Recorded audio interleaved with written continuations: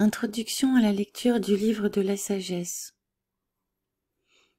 L'importante littérature sapientiale du Premier Testament connaît son apothéose dans le livre de la sagesse, écrit en grec, au 1er siècle avant Jésus-Christ. L'auteur vivant en Égypte s'ouvre au concept de la philosophie grecque, qu'il prend soin toutefois d'imprégner de la foi de ses ancêtres juifs. L'éloge de la sagesse occupe une place de choix dans la première partie de l'œuvre. Cette sagesse, au-dessus de toutes les richesses, possède le pouvoir de tout renouveler au cœur de chaque humain. Ainsi, à la suite du roi Salomon, le sage par excellence, tout croyant est appelé à reconnaître la valeur inestimable de la sagesse et à prier Dieu pour l'obtenir. Dieu qui peut seul la donner. Cette demande doit jaillir d'un cœur humble qui obtiendra les biens pour une vie morale et religieuse selon le désir de Dieu. Le livre de la sagesse s'attarde au thème de la mort qui, pour les insensés, est un mal sans remède. Or Dieu, dès le début du livre, déclare « Dieu n'a pas fait la mort. Il ne prend pas plaisir à la perte des vivants, il a créé toutes choses pour qu'elles soient. »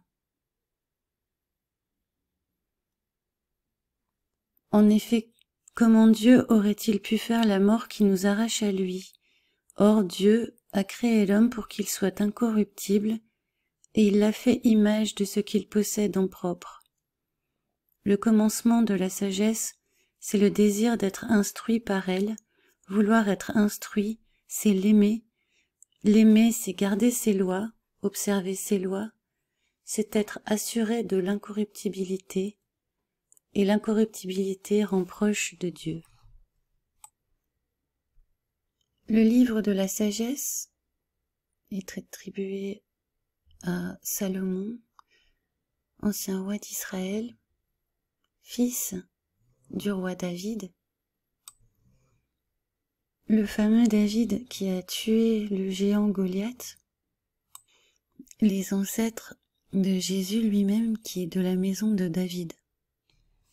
Acquisition de la sagesse. Salomon, docteur de la sagesse. Ce qu'est la sagesse et quelle est son origine, je veux l'exposer, et je ne vous cacherai pas de mystère.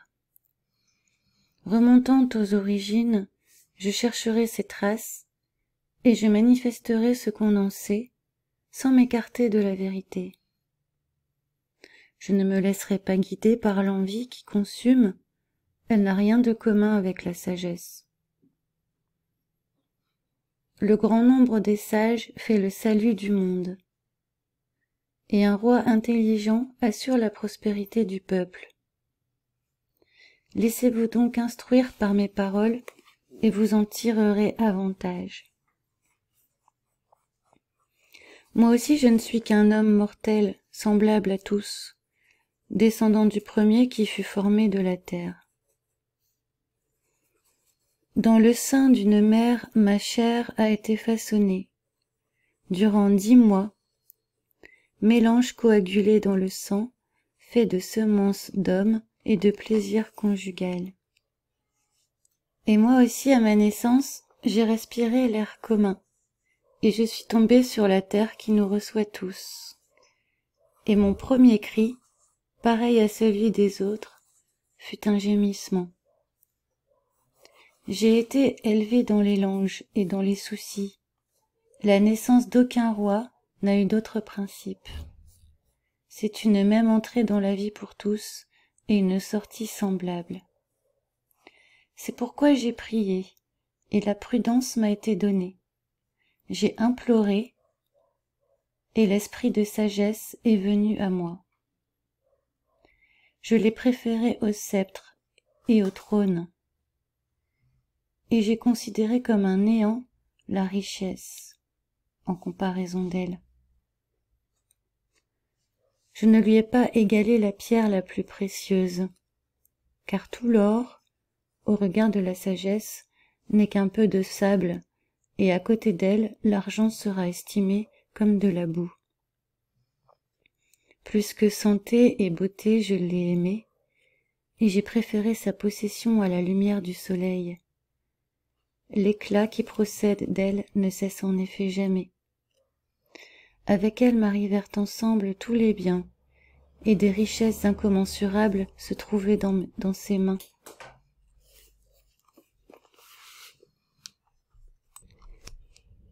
Je me suis réjouie de tous ces dons, parce que la sagesse les amenait avec elle.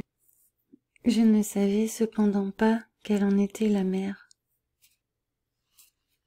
J'ai appris sans fraude, et je donne sans envie. Je ne cache pas ces richesses, car elle est pour les hommes un trésor inépuisable. Ceux qui l'acquièrent se préparent à être les amis de Dieu, à qui les recommandent les dons qui découlent de l'instruction.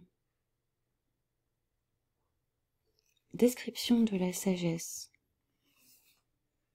Que Dieu me donne de parler avec exactitude et de concevoir des pensées dignes des dons que j'ai reçus, car c'est lui qui guide la sagesse et dirige les sages. C'est dans sa main que nous sommes, avec nos paroles, ainsi que toute pensée et tout savoir-faire. C'est lui qui m'a donné une connaissance infaillible des choses, pour comprendre la constitution du monde et la force des éléments.